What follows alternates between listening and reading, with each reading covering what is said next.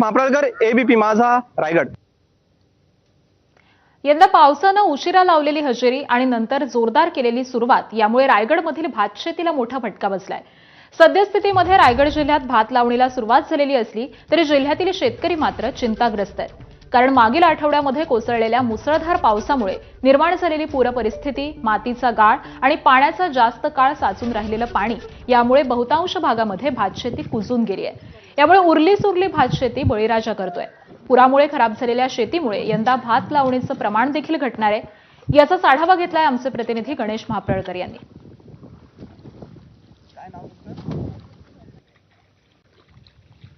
जे भात टाकला होता शेतामध्ये ते सगळं ते दडपून गेला आणि काय वाहून पण गेला। नुकसान किती झालं पुरामध्ये? नुकसान तर भरपूर झालंय।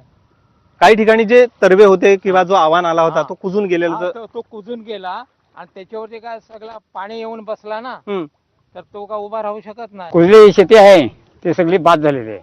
त्यात काय आपला उपटू शकत नाही, आव्हान काय उपटू शकत नाही, ते बाद झालेले आहे। त्यात काय आपण हात घालू शकत नाही। नंतर ही चांगली जेवढी आहे तेवढी आपली घेतात लावून, 2-2-3 काड्या। पालघर जिल्ह्यातील तांदुळवाडी किल्ला परिसरामध्ये भूस्खलन झाल्यामुळे गडाकडे जाणारा मुख्य मार्ग बंद